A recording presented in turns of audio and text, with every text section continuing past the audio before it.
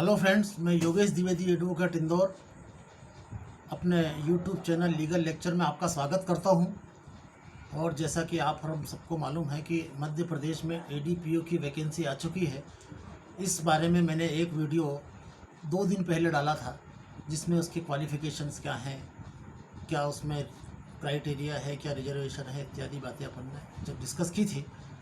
और कहा था कि मैं कुछ डेमो लेक्चर 11 से 15 के बीच में डालूँगा, और जिन्हें मेरे लेक्चर पसंद आए वो मेरे ऑनलाइन क्लास ज्वाइन कर सकते हैं, जो कि 25 जून से शाम को 7 बजे से रात को 11 बजे तक होगी। आज का जो टॉपिक है वह है आईपीसी के अंतर्गत उल्लेखित उपहति और घोर उपहति। 2 तरह की इसमें चोटों का जिक्र किया गया है। जिन्हें इंजरी 2 तरह की बताई गई, जिसमें सिंपल इंजरी और ग्रीवियस इंजरी, लेकिन यहाँ पर हर्ट शब्द का इस्तेमाल किया गया।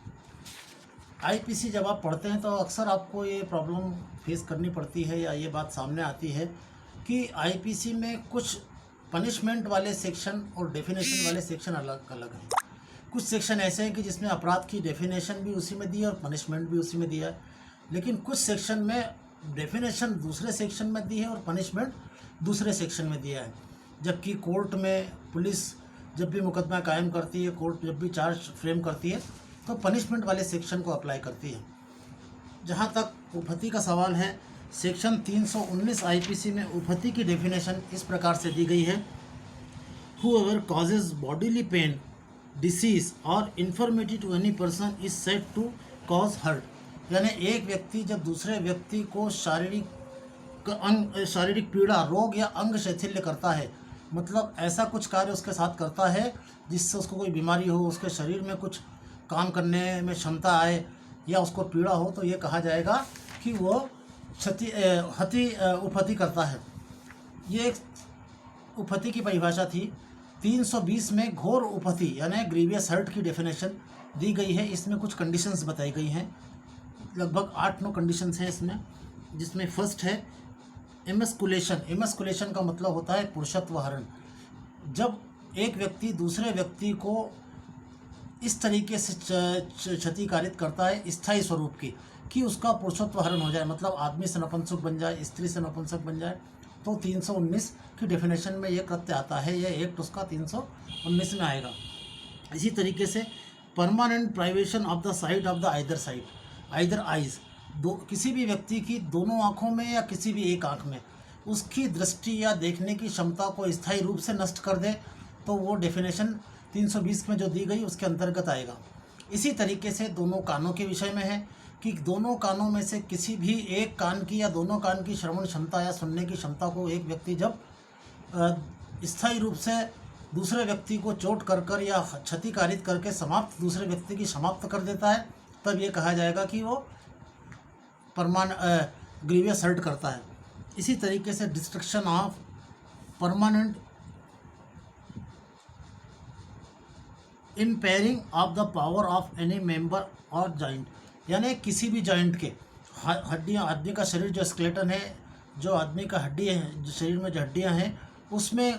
कोई ऐसी क्षति कारित करता है या ऐसी उपहति कारित करता है कि उसकी हड्डी स्थायी रूप से ख़त्म हो जाती है। जैसे किसी व्यक्ति ने किसी को पैर में खूब लोहे के सरिये से मारा और उसके पैर की हड्डी मतलब स्थायी रूप से काम नहीं कर सकती, यानी जैसा पहले काम कर रही थी वैसी बिल्कुल भी काम नहीं कर सकती, उसको रॉड डाल के चलना पड़ता हड्डी की जगह, तो ये आपका ग्रीवियस हर्ट की डेफिनेशन में आएगा। इसी तरीके से जॉइंट्स ऑफ बोन्स के बारे में भी है। एक व्यक्ति यदि दूसरे व्यक्ति की हड्डियों को जोड़ने वाले, जैसे घुटना, थाई से एड़ी के बीच में जो हड्डियां हैं, इनको जोड़ने का काम करता है, और किसी व्यक्ति ने दूसरे व्यक्ति को इस तरह से चोट पा रही घुटने में कि घुटना उसका पहले जैसा जुड़ा हुआ रह ही नहीं सकता या पहले जैसा हो ही नहीं सकता, स्थायी रूप से ख़राब हो गया, उस आदमी को सहारे की ज़रूरत पड़ेगी या उसको कोई मेडिकल ट्रीटमेंट लेगा तभी वो चल पाएगा। तो ये बातें आपकी 320 के अंतर्गत आएगी। इसी तरीके से इसमें परमानेंट डिसफिगरमेंट ऑफ हेड और फेस, यानी किसी भी, जैसे कि एक आदमी के सर पर बाल होते हैं, आपने उसके सर पे एसिड डाल दिया या उसको जला दिया, अब उसके सर पे बाल नहीं उग सकते, या उस पर सर पे कोई चोट आ गई जिससे जो कि परमानेंट रहने वाली है, या आपने किसी के चेहरे पर तेजाब फेंक दिया या उसको जला दिया, उसकी स्किन ठीक नहीं हो सकती, उसका चेहरा इतना बिगड़ गया है कि पहले जैसा किसी भी कंडीशन में नहीं किया जा सकता। स्थायी रूप से वो व्यक्ति पहले जैसा नहीं दिखता है, कुरूप कहा जाता है, तो ये कहा जाएगा कि वो उसके खिलाफ ग्रीवियस हर्ट उसको पहुंचाई गई है। इसी तरीके से एक कंडीशन है इसमें कि आप किसी भी व्यक्ति को चोट पहुंचाकर इतनी तीव्र शारीरिक कष्ट देते हैं कि वो व्यक्ति 20 दिन तक अपना कोई भी कार्य नहीं कर सकता जो रूटीन में पहले जैसा करता रहे। मतलब टोटल बेड रेस्ट के अलावा उसके पास कोई साधन नहीं है। और बेड रेस्ट भी ऐसा कि अपना उसको तीव्र पीड़ा होती रहे, उसको काफ़ी बॉडी पेन रहे, तब ये 320 के अंतर्गत वो अपराध आता है। जैसा आपने 319 में उपहति यानी इंजरी हर्ट, 320 में ग्रीवियस हर्ट में क्या बात होगी ये सुना, तो 321 में ये बात बताई गई है कि वॉलंटरीली कॉजिंग हर्ट यानी स्वेच्छया क्षति पहुंचाना किसको कहा जाएगा। जब एक व्यक्ति दूसरे व्यक्ति को जानबूझकर क्षति पहुंचाता है या उपहति करता है या इंजरी करता है तो ये कहा जाएगा वो इंजरी करता है। यदि उसको इंजरी पहुंचाने का इरादा नहीं है और ऐसी इंजरी आती तो वो एक अलग इशू हो सकता है, वो 320 या 319 की डेफिनेशन में आएगा या नहीं आएगा, ये हमेशा तथ्यों और साक्ष्य पर निर्भर करेगा। लेकिन 320 में अगर उसका इंटेंशन नहीं है तो वो नहीं आएगा, 319 में भी नहीं आएगा। यही बात 321 और 322 में बताई गई है। अब जैसा कि अपन ने पहले 319 में हर्ट की डेफिनेशन पढ़ी, अब हर्ट का अपराध जब होता है तो उसके लिए 323 में पनिशमेंट बताया गया है। 323 ये कहता है कि जो कोई किसी व्यक्ति को हर्ट करता है और उसका हर्ट करना आईपीसी की धारा 334 में उल्लेखित प्रावधानों या बताई गई शर्तों के अलावा है तो उसके खिलाफ 323 का अपराध बनता है और इसमें उसको 1 साल तक की सज़ा और फाइन की व्यवस्था आईपीसी में की गई है। अब सवाल ये उठता है कि आईपीसी की धारा 334 में क्या है। 334 आईपीसी यह कहती है कि सिवाय उस व्यक्ति के जिसने आपको ग्रेव सडन प्रोवोकेशन दिया है, मतलब जैसे मान लीजिए आप सी हैं और ए और बी साथ में जा रहे हैं और ए आपको कुछ गाली गलौज या आपको कुछ नुकसान पहुंचाता है जिससे कि आपको गुस्सा आता है, गंभीर प्रकोपन ऐसा होना चाहिए जिससे कि आप बिल्कुल अटैक किए बिना आपका नहीं रह सकते, तो इसको बोलते हैं ग्रेव सडन प्रोवोकेशन। यानी सामने ए ने आपको उत्तेजित किया लेकिन आपने ए को मारने के बजाय आपने बी को उपहति कारित कर दी या सिंपल या ग्रीवियस हर्ट आपने बी को कर दी, तो आप ए को करना चाहते थे बाय मिस्टेक या परिस्थिति बस जो भी स्थिति बनी तो वो हो जाएगा, तो वो चोट आपकी बी को लग गई तो ये अपराध आपका हर्ट तो माना जाएगा, लेकिन सिंपल और ग्रीवियस हर्ट में जितना पनिशमेंट दिया गया है उस नेचर का इसको नहीं माना जाएगा, इसमें आपका पनिशमेंट काफ़ी कम हो जाएगा, ऐसा 334 में बताया गया है। इसी तरीके से आप 324 ये मुकदमा 324, 325, 326 भारतीय अदालतों में और पुलिस सबसे ज़्यादा कायम करती है। 324 की जो डेफिनेशन दी गई है वो है voluntarily causing hurt by dangerous weapon और मीन्स, मतलब खतरनाक आयुध यानी किसी मारने के सामान या को हाथ में लेकर या ऐसे किसी साधन द्वारा जिससे कि हाथापाई के अलावा आप आसानी से मार सकते हैं, जैसे लाठी डंडा तलवार इत्यादि से अगर आप किसी को हर्ट करते हैं तो ये सेक्शन 324 लागू होता है। इसकी डेफिनेशन में भी वही बताया गया है, इसमें भी 334 के अपवाद हैं, मतलब एक्सेप्शन के रूप में है। जैसा मैंने बताया कि आप सी हैं और ए और बी जा रहे हैं, ए ने आपको प्रोवोकेट किया, आप बी को हर्ट करना चाहते थे लेकिन ए को हर्ट करना चाहते थे, बी को लग गई, तो वो 334 के अपवाद में आएगा। उन बातों को छोड़ के अगर ए ने आपको प्रोवोकेट किया या ए से आपका झगड़ा है और ए को आप इस तरीके से चोट पहुंचाते हैं जिस तरीके की इस सेक्शन 324 में बताया गया है कि voluntarily causes hurt by means of any instrument for shooting, stabbing और कटिंग और any instrument which used as a weapon of offence is likely to cause death. ये बताया कि आप किसी भी ऐसी चीज़ जैसे जो कि शूटिंग जिससे भेदन काटा जा सकता है, मारा जा सकता है, चोट पहुंचाई जा सकती इत्यादि ऐसे उपकरण या ऐसे साधन, मान लीजिए आपने किसी को चाकू मारा, स्टैबिंग शब्द जो इस्तेमाल किया गया है जो कि शरीर में घुसता, किसी को तीर मारा, आपका झगड़ा हो रहा है, आपके हाथ में लठ उठाया, आपने किसी को मार दिया, लोहे की रॉड से मार दिया, इत्यादि बातें मार दी इत्यादि साधन से करते हैं। या बाय मीन्स ऑफ फायर और एनी हीटेड सब्सटेंस, यानी फायर एंड हीटेड सब्सटेंस मतलब गर्म चीज़, अगर आपका झगड़ा हो रहा है किसी से और आपने जलती हुई लकड़ी उसको चिपका दी, इलेक्ट्रिक वायर चिपका दिया, इलेक्ट्रिक प्रेस चिपका दी इत्यादि साधन से अगर आपने उसको चोट पहुंचाई है तो वो भी इसमें 324 में हर्ट माना जाएगा। इसी तरीके से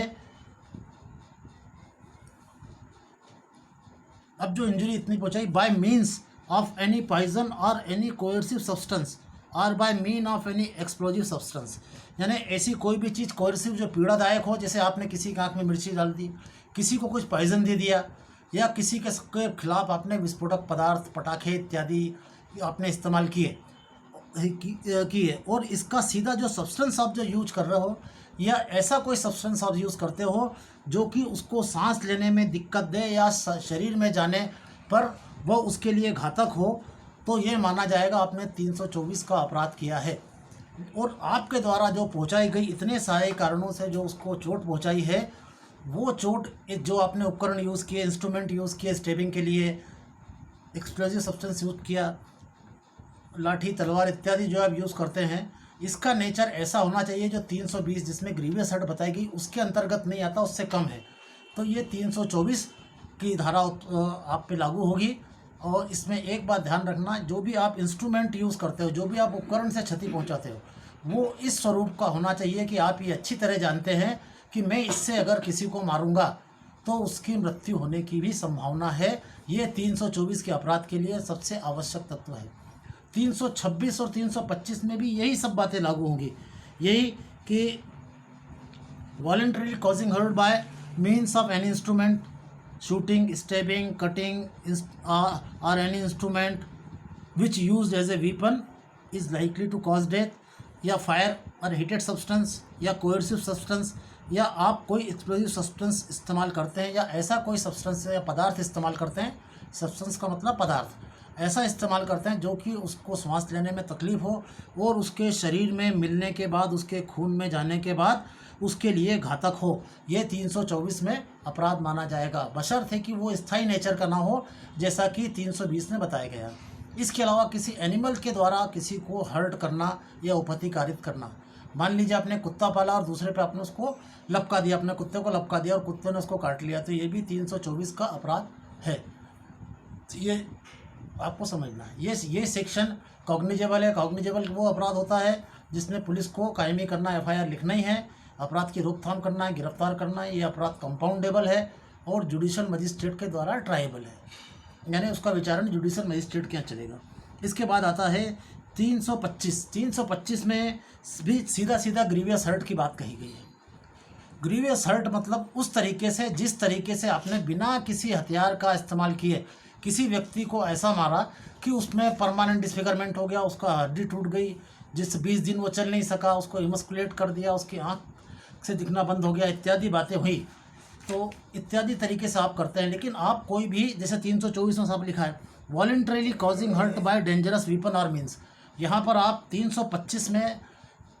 आप कोई डेंजरस वीपन या ऐसा कोई खतरनाक साधन इस्तेमाल नहीं कर रहे हो, लेकिन चोट जो पहुंचा रहे हो वो कौन सी है, ग्रीवियस नेचर की है। 324 में ग्रीवियस नेचर की चोट नहीं आती है। 325 में आप कोई हथियार का इस्तेमाल नहीं करोगे। हाथापाई में अगर आपने किसी को परमानेंट डिसफिगरमेंट कर दिया तो वो 325 का अपराध बनेगा। इसी तरीके से जो आपने 324 में जो आपने पढ़ा कि कोई किसी भी व्यक्ति को किसी उपकरण, स्टेबिंग,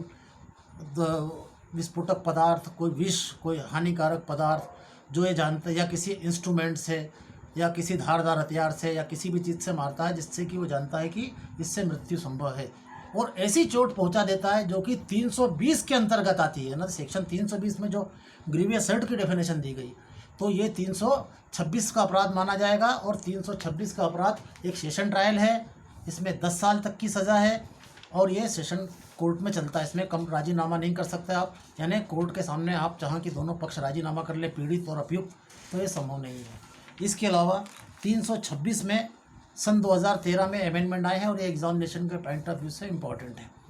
इसमें सीधा बताया गया है कि आप किसी व्यक्ति को स्वेच्छापूर्वक जानबूझकर एसिड या एसिड जैसी कोई चीज़ डालते हैं जिससे कि उसके चेहरे पर ग्रीवियस हर्ट आती है। यहाँ पे एसिड फेंकने की घटनाएं ज़्यादा हो रही थी, तो एसिड को देखते हुए ये बनाया गया, क्योंकि एसिड एक ऐसा पदार्थ है जो व्यक्ति को परमानेंट उसकी डिसफिगर कर देता है, उसकी आंखें चली जाती हैं, उसको दिखना बंद हो जाएगा, चेहरा बिगड़, जिस शरीर का जिस हिस्से में आप एसिड गिरता है उसको पूरी तरह जला डालता है। तो ये अपराध ग्रीवियस हर्ट के नेचर में माना गया है और इसमें 10 साल से लेकर आजीवन कारावास तक की सज़ा है, सेशन ट्रायल है। ये 326 में अमेंडमेंट किया गया और इस सेक्शन को नाम दिया गया है 326A, यानी 326 का माना गया है। इसी तरीके से आप ये देखेंगे कि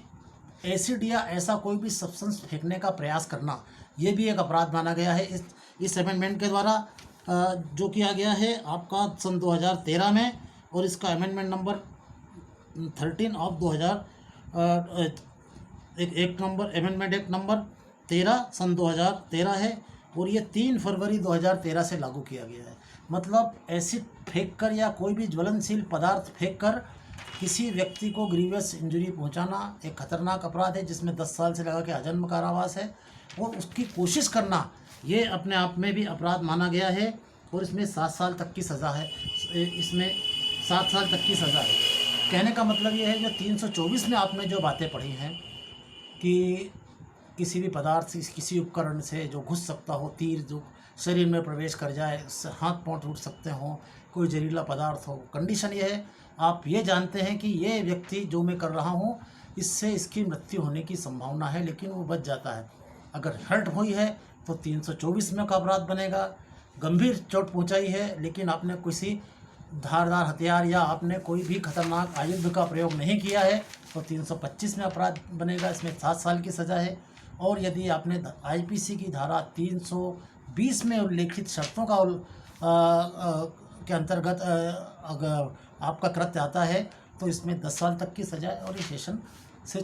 सेशन ट्रायल चलने वाला मुकदमा है जो कि सत्र न्यायालय में चलेगा। धन्यवाद जिसने भी मेरा ये लेक्चर अटेंड किया है और जिनको ये पसंद आता है वो अधिक से अधिक लाइक करें, शेयर करें। मैं 25 जून से अपनी ऑनलाइन क्लास शुरू करूँगा। जो लोग इसमें इंटरेस्टेड हों उनके लिए मेरा मोबाइल नंबर है 9229914131। Thank you very much.